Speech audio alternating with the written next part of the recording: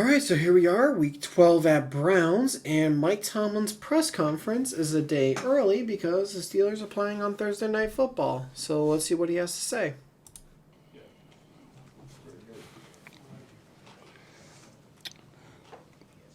Good afternoon. Under normal circumstances, I start with a, analysis of the video of our last performance. But to be completely transparent with you, man, I have not watched a snap of it. On a short week, man, my attention needs to turn to Cleveland. And so my assessing of the game really is just kind of from memory conversations and, reading the game book and seeing some things on highlights and so forth. As I mentioned after the game, man, I was really excited about the efforts of the guys. I think there's growth associated in being in games like that and persevering and doing what is required to win. It's growth for the collective. It's growth in not only belief in themselves, but each other and what it is that we're doing. And I think it just further positions you for appropriate performance with challenges that lie ahead. And so it was productive from that standpoint. Obviously, it wasn't a perfect effort, but I'm appreciative of it. As I mentioned post-game, man, what can you say about Chris Boswell in 2024 that hadn't been written or said? He's been everything that we need him to be. He is performing at an extremely high level. Yes. We're extremely comfortable calling upon him in just about any circumstances. It's just been special. And to do what he's done, obviously, with a change at holder in the middle of the thing is doubly impressive. Waitman. So I'd be remiss if I didn't start first with his contributions and, Corliss not only as a punter but as a holder, just being solid in the specialist form of play.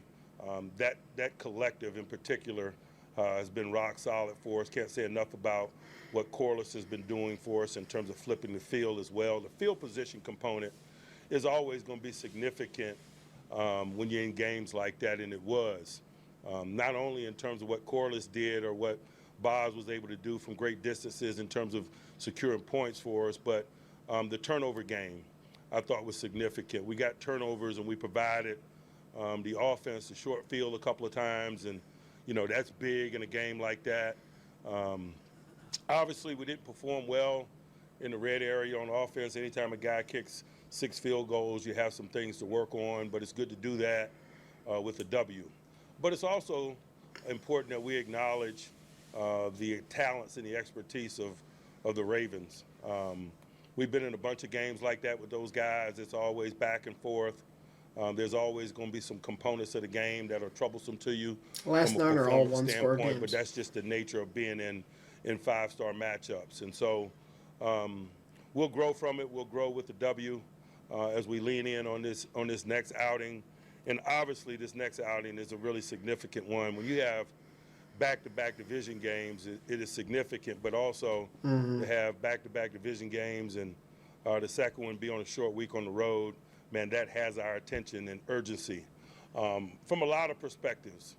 Obviously, we got to make really good decisions this week about strategy, what to run, what not to run, what can we perform on a limited amount of physical repetitions, what do we need to, take a calculated risk in terms of running on a limited amount of physical repetitions. I just think that that's always the case on Thursday. We don't default to, base menus and things of that nature, particularly when you're playing someone that is familiar with you as Cleveland is with us. It is worth the trouble to ponder what's appropriate to run and what's not. How innovative can we be? How expansive can our menus be? And press the envelope in that direction. And so we got some hardcore decisions there. You also got some hardcore decisions about how you work. What's the nature of your work? Are they walkthroughs? Are they run-throughs? On a limited amount of preparation time on a short week, what does that look like? And you manage the balancing act of getting them in the stadium physically prepared while at the same time preserving them, acknowledging that they were in a significant physical football game yesterday. And so we got that decision to make. And then how to best utilize the last 24 hours. You know, we would go to Cleveland on Wednesday. Oftentimes when you travel on the road, that last 24 hours is loosely organized, not necessarily so on a short week. How we organize that time, how we utilize that time, players and coaches, I think will be significant in terms of determining our readiness. And so those are some of the things that have had my attention as I quickly transition to this prep. On an injury note, hadn't checked in on Alex Highsmith in terms of seeing what his availability might look like. Probably out. Just a If guess. you press me, I'd probably say he's more out than in, but we'll see where this short week leads us. Like the trajectory of some others, Pruitt. Okay. Benton went down in game, but that appears to be a non-issue from yesterday. All the guys that sustained something in game doesn't appear to be an issue moving forward. Good. And so that's exciting. We opened the window for Corey Trice, as you guys know, last week. Yep. And he had a good week's work and may be available to us. And so we'll see where that leads us as well. And so we'll manage some of these player availability things and division of labor things, particularly on a short week, how you distribute carries, how you distribute reps in terms of defenders in an effort to keep everyone fresh, I think is critical strategic decisions that have to happen on a short week. I'm not complaining about it by any stretch. Cleveland has to make the same decisions, and so from that standpoint is very fair. I'll turn my attention now to Cleveland and talk about some of the challenges of preparing for them. Starting first and foremost with their offense, man, I'm really just trying to get a sense of what does Ken Dorsey as the primary play caller mean? How is it different? What are the challenges for us relative to what we're used to regarding Cleveland? And so that's going to be a challenge. Obviously, we've seen Ken in the past from his time in Buffalo, but these last three games weigh a heck of a lot more than the ones that precede because of the significance of him as a central play caller.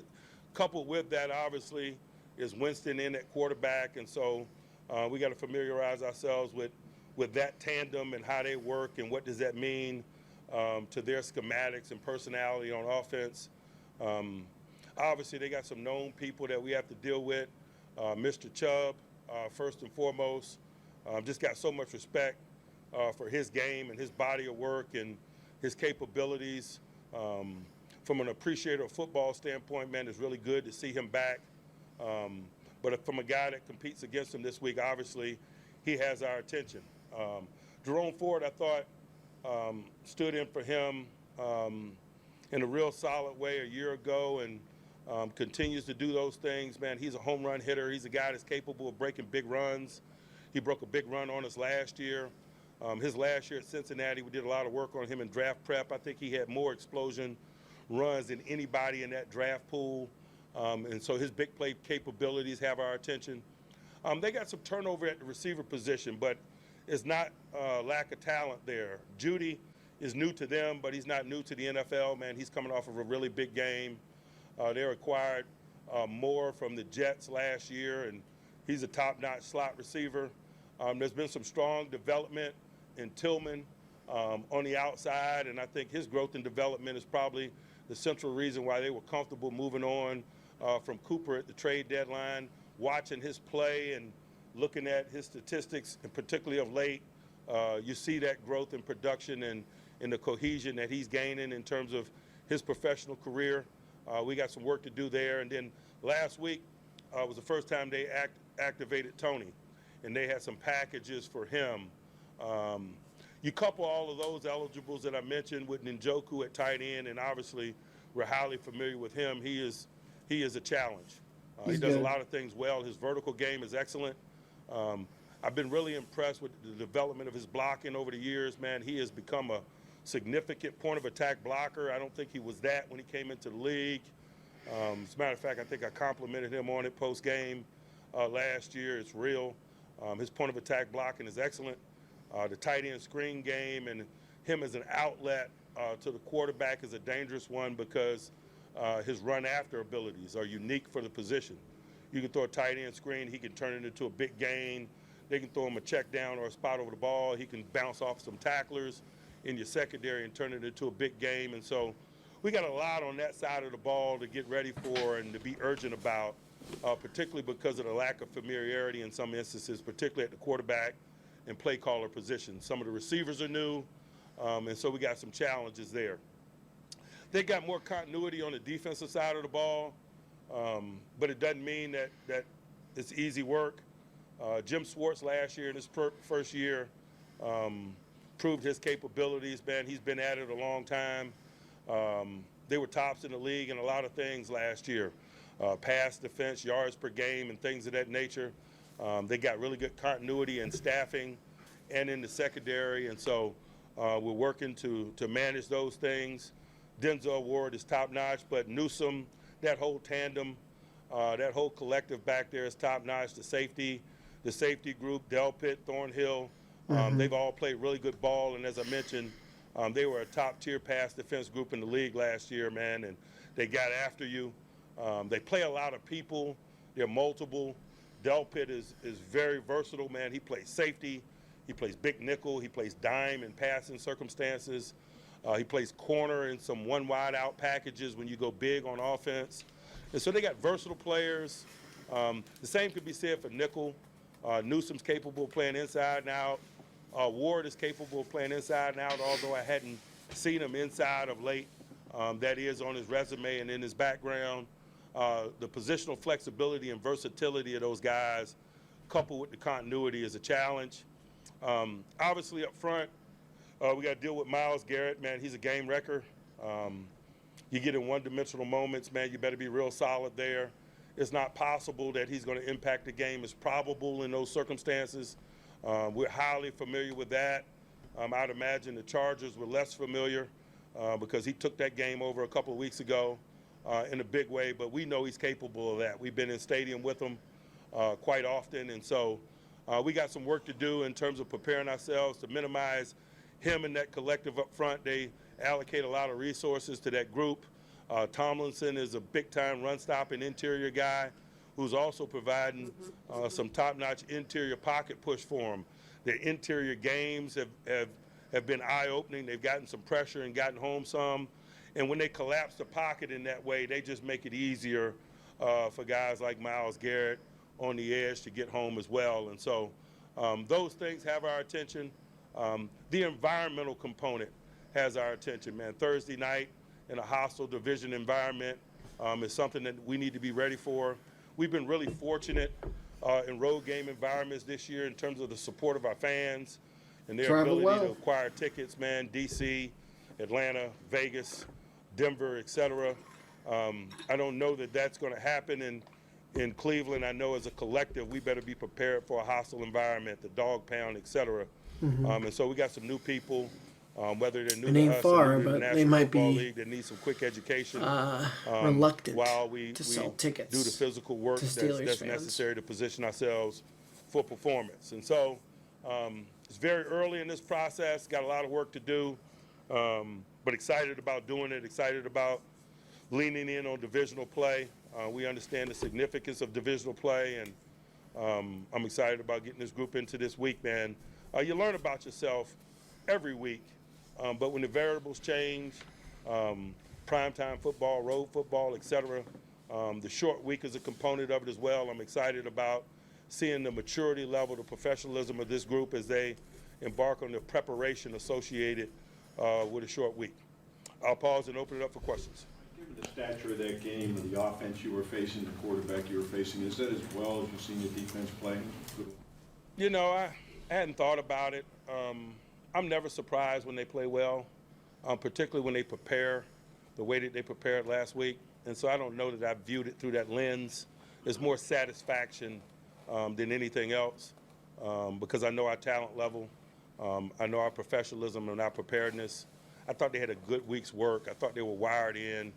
I thought Justin really challenged them. They had a good challenge in terms of prep, in terms of utilizing his skill set to represent that. And so it's probably more satisfaction than anything else. Mike, you referenced an edge yesterday that you got from that good prep you were just talking about.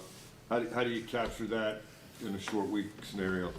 You don't necessarily do or attempt to. I think one of the things and key variables that you weigh is how do you best position the group to perform? And by that I mean, how do you get them in the stadium in the very best physical condition you can get them in on a short week? And so sometimes physical preparation gets compromised on a short week. But again, I'm not complaining about it. I imagine that Cleveland is tasked with the same challenges. I think we all are. Those critical decisions that need to be made about how you work on a short week is a major component of performance. Understanding the point that's made, you haven't had time to do the deep dive on yesterday's game, but in the moment, as you were watching it, where do you think you could have been better on third downs and in the red zone? Scoring touchdowns in a instead of lot of field areas, goals? in all areas, but Be I'd be remiss if I literal. didn't credit those guys. Also, as we talked in here last week, I said don't be misled by some of the statistics regarding Baltimore's defense, that they are a top-notch defense, and sometimes, being last in passing just reflects that you're in pole position in a lot of games, and people lose their personality and get one-dimensional. And I still feel that. They're a salty group. That is a factor. Even though they got a new play caller, they got continuity in their approach to business. They got continuity in a lot of players. And sometimes, man, I just like to give credit to those that we compete against as opposed to crying and whining about our lack of performance in certain areas. Make no mistake, we got room for growth in a lot of areas, but they played well also. You guys possessed the ball pretty well in the second half, 4 straight drives of 8 plays or more. What did you feel like you guys adjusted to possess the ball longer in those situations? I don't know that there was any adjustments made. Sometimes it's just fluidity of performance, particularly in a game like that where emotions are a major component of it. You saw some chippiness on both sides early in the game. I think halftime was an opportunity for us to gather ourselves and control our emotions and direct it properly toward execution. At least that's what we talked about. I think the play is kind of reflective of that. The passing game hasn't been as efficient the last 2 weeks as it was in Russ's first 2 starts. Is there a common denominator to that?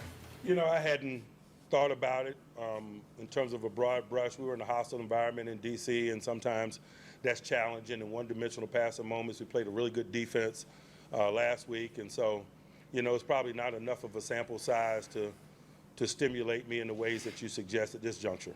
You said last week you weren't sure how you were going to divide up the reps between Herbig and Smith. Turned out to be a lot of Herbig, and he came through with a couple big plays. What did you see that was what you wanted to do with him? We were getting off the field. We were possessing the ball some on offense. There wasn't as many defensive snaps to go around.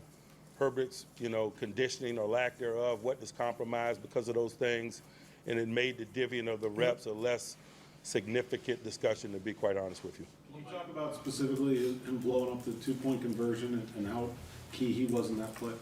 He's a big-time player, man. He's a young guy, but even in a small sample size, I think we all recognize his playmaking capabilities, and I think any of us that are around him are not surprised when he makes significant plays, particularly in significant moments, man. He trains under the likes of T.J. Watt and Alex Highsmith, man. He's got some great role models, and he's got an awesome work ethic and mindset to boot, and so I'm not surprised by it at all. Players like Preston Smith and Mike Williams who are new to your team, is there anything you can possibly do in a short week like this to get them more involved, or is it just... I think every day is an opportunity to do that. There's a rush cumulative it. component to their involvement that has nothing to do with this week. We're just building upon days that we've already laid out. And so I'm excited about continuing to get to know them more and how they might be able to help us in infusing them What's the more point into in what it rushing is it? that we do. Like, really? The impact of the play of your defensive line to what you guys are doing defensively, especially the depth with that group. We got to play a lot of Big people, factor. particularly when you're chasing somebody like Mr. Jackson. He challenges your group with his athleticism, and, we know that. That's a mode of operation. A lot of people ask us about how we play him like we're, splitting the atom or something. We're not. We play hard, fast, and smart and together, and a component of that is playing a lot of people because the pack is going to be needed when you're chasing somebody like that. Yesterday's just one example, but but in general, as a coach, either on either side of it, in a weighty situation, a 2-point conversion, you call a timeout. Are you trying to get them to change their play, or are you you think they're going to run the same play? If somebody does it to you, do you run the same play? I got no control over whether or not they changed their play or not. I really wanted to True. look at their structure to see what mindset they were in and have an opportunity to maybe talk about it and better ready our guys and maybe eliminate some other concepts that might be less relevant based on what it is that we're looking at. And so that was the mindset. Whether or not they repeated their play or changed their play is not up to me. Right when you called that timeout, they had started to the play. And it looked like Lamar was maybe going to take a step forward and maybe try that jump pass or something. It did kind of look like that, didn't it? That play in, I mean, did you think about that for the next, during the timeout? I mean, You're damn right I did. Mike, Peyton Wilson made a significant play in a critical moment for you. What have you learned about the way that he works, having him for half a season now at this point, to set himself up for that kind of an opportunity? It's not necessarily the work template that he sets for himself. It's much like talking about Herbig. He's got some real solid professionals in his group, and Landon Roberts and Patrick Queen. And he does a good job of just being a humble young guy, man, and coming alongside those guys and learning from them and asking good questions. He is willing to work, but that's often the case with a lot of young guys, man. They don't have necessarily a template of how they go about their business on a 7-day cycle. But I see the makings of good professionalism in him in that he's a tireless worker. He's legitimately humble. He asks good questions, and he listens and follows veteran guys that do it the right way. To your previous point, Mike, about the continuity that Cleveland has on defense, a little bit more so than offense, and the environment that they're in. Do those two hands wash each other when it comes to the challenges that you guys have had up there in recent seasons? No question. The environmental component, primetime television, the wave that Myles Garrett and others provide up front. They've had a top quality rush group for a number of years. You couple that with a talented and veteran secondary group. They're good up front. They got a nice umbrella on the back end. I think they were first in the league last year in terms of explosion plays in the passing game. They gave up 39 passes of 29 yards or more in 2023. And so, when they're making you earn it and they're not giving up things by chunks and they got a dominant group up front, that's a tough nut to crack, particularly when you're in their environment. And so, yes, those things that I outlined and others have our attention from a prep standpoint. Where do you see Mike Williams at right now as far as jump on the move and train? He caught the game-winning touchdown last week, but had around the same amount of snaps as Calvin Austin, less than Van Jefferson this week. I like his work. How we feel about his progress is not always reflected in statistics. We'll keep working. He's doing a great job fitting in. We're doing a good job of getting to know him. I like the trajectory of it. Do you foresee him maybe getting a higher share of snaps in the near future? We'll see, man.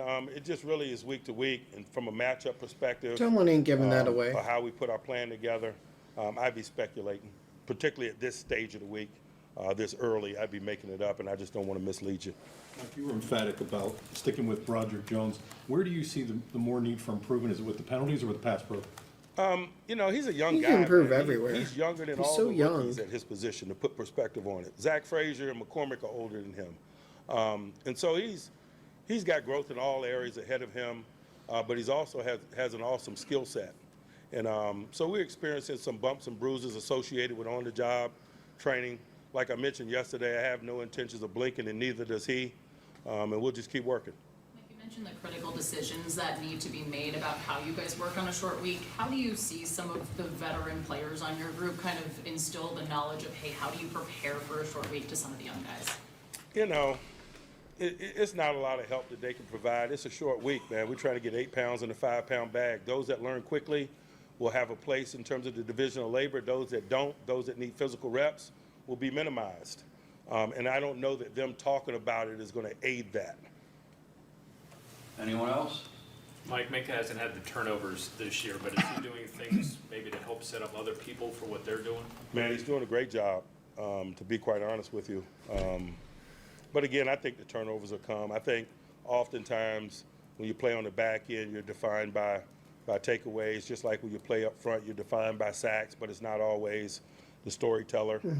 But those of us that are in this business, we realize to a degree that you're measured by it. And so, he'll keep working, but I'm not displeased by anything that he's doing, certainly.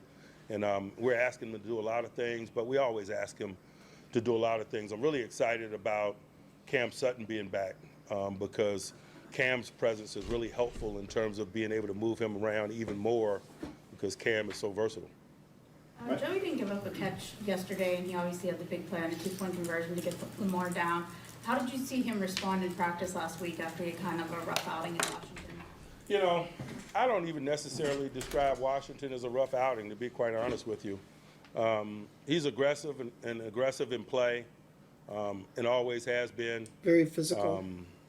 You know, his confidence is unshakable. He's a good player, and it showed yesterday. Mike, you're getting Darnell Washington more involved in the middle of the field with some of those routes. How significant is that for what you guys want to do? You know, it's big when you get a guy like that running down the middle of the field. We're really just trying to spread the ball around and take what the defense gives us, and to have enough depth and talent in all positions where we're comfortable doing that. And I think Darnell's, you know, play in the open middle of the field is a reflection of that. We got guys on the perimeter that people are concerned about from a one-on-one matchup standpoint. Guys like GP and Mike Williams have reputations and resumes that merit you better be careful about one-on-one matchups. And so that pushes people to shells and 2 high safeties, and then the middle of the field is open. And so it's going to be opportunities for guys like Darnell. It all kind of works hand in hand.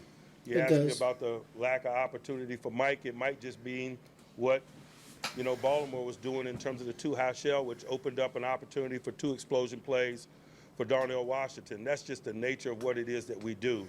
We know and understand that. Oftentimes I don't take enough time or care enough to explain it to you guys, and I probably should do it more. What did you see from him on the interception relative to what you wanted to see? I'm sorry? Washington, how did he play the ball that ultimately got intercepted? I just wish Rush hadn't have thrown it. I think it was Queen that said that Joey, first he said Joey's the quietest guy on the defense, and he said Joey said something before the two-point conversion. A, is Joey really that quiet in team settings? B, it's a second-year player for him to speak in that huddle. The quietest guy in that group doesn't necessarily mean quiet.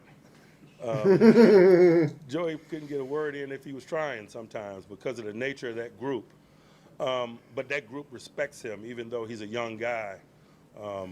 His talents, his work, his approach, all of that merits attention in terms of when he speaks, people listen, and I'd imagine that'll happen more the longer he's here and the more plays he makes. Talk about familiarity. Dan Moore's seen a lot of Myles Garrett. That's the same both ways. Or unless he do you need moves, to do and as a player to turn that versus familiarity into an advantage? You know, I don't know that we view that as a one-on-one matchup, to be quite honest with you. And it's no slight against Dan Moore. It's just the talent level of Myles Garrett. I think you identify any tackle and match him up with Myles Garrett, it's not possible that he's going to get home. It's probable, particularly if it's in a one-dimensional circumstances. So certainly Dan is going to have his opportunities to be matched up against Myles, but I doubt that it's going to be in one-on-one circumstances, particularly in one-dimensional passing moments. Like teams do versus TJ. Ravens weekends and ends with a victory. Do you feel more sense of relief or more sense of elation? Really, I'm just on to Cleveland. Maybe it's just the nature that this is a Thursday night, but by the time my car leaves that parking lot, I'm on the move. I've been in it too long to bathe in it, to be quite honest with you. Anyone else? All right. Thanks, guys. And All right, that's head coach Mike. all right, well, I thought they were gonna transition to the little screen there, but they did not. So as far as what Tomlin said, obviously it's a short week. And Russ even said it, like someone brought up like the whole 24 hour, because normally you celebrate the win for about 24 hours and you get back to it. Well, Russ said, no, we got to play Thursday. So it's like 2 hours and then you get back to work. And that's really what it is. 2 hours, go to bed. Or actually, hold on. It was a Sunday afternoon game. But basically it was, you go home. Get up in the morning and you'll start work on Cleveland. You'll get treatment and do whatever, but so he's absolutely right about that. As far as not being able to really soak it in. Hey, we beat Baltimore, this really good team, a division rival. And yes, I understand Pittsburgh. So I think I talked about it a little bit after the game, where it was however many Pittsburgh had won recently against Baltimore. I think I said like 7 out of last 8 or last 7. It was something like that. It's 8 out of their last 9 that Pittsburgh has won. And all 9, even the one Pittsburgh lost, have been within 1 score. So that's just it. They're tough games. And talking about Cleveland, Miles, it's going to be double teams, chips, whatever it's going to need to be in order to stop him, much like what teams will do with TJ Watt.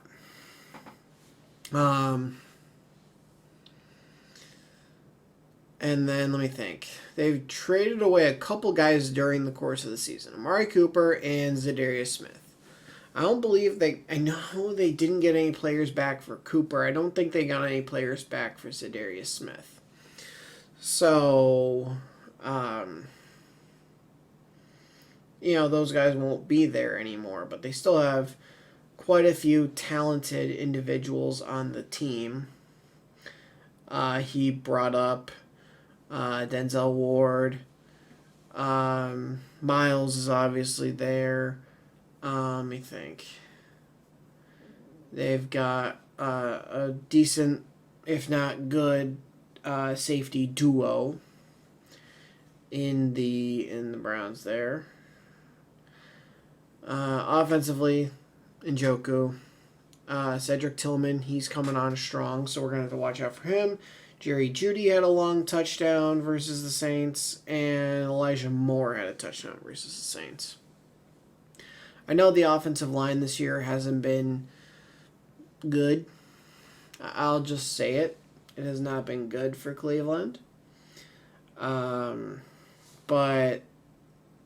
there are some times where you just have a good game.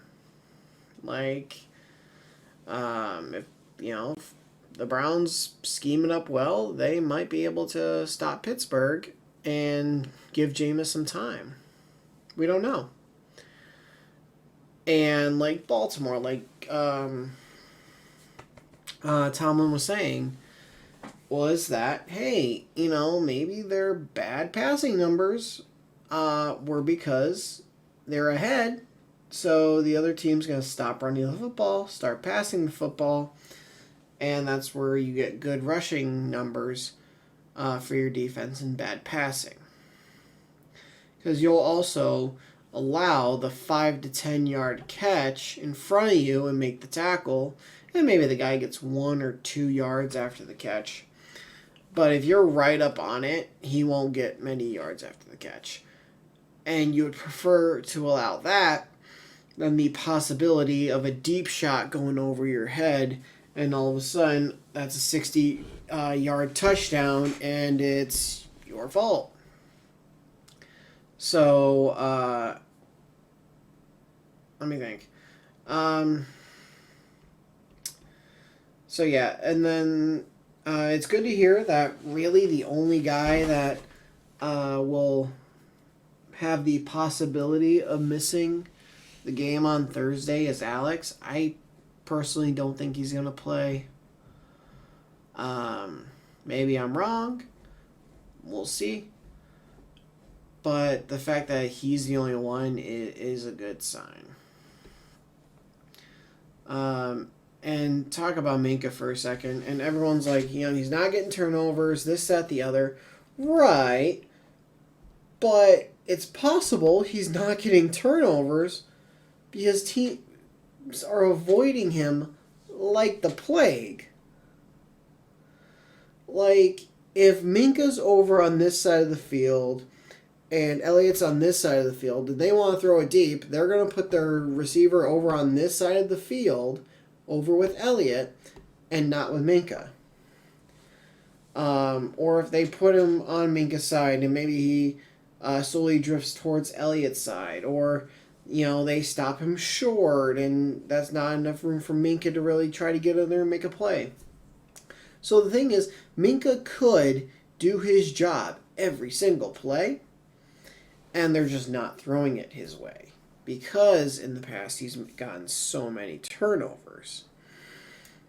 So that could be part of it, and there obviously would be the possibility of Minka's lost a step and he's just a little older, so now he's not getting there as fast, which is why he's not making these plays. There's a few different reasons why, but I personally think he's doing his job and therefore teams are just avoiding him. Maybe I'm hopeful, maybe I'm being a biased Steelers fan here, but I don't know, that's just my take on it. So, if you guys did enjoy this, please do leave a like. And if you're new to the channel, hit that subscribe button, turn notifications on. I will definitely try to do the injury report this week. I will definitely try to do it. The thing about the injury report when you have a Thursday night football game, at least with the Steelers, don't know if this is every team, but the Steelers don't actually practice Monday. So it's a theoretical injury report. Had they practiced, this is how they think it would have gone. So thank you everyone for watching, and I'll see all you guys in the next video. Thanks for watching. I'm going to have to do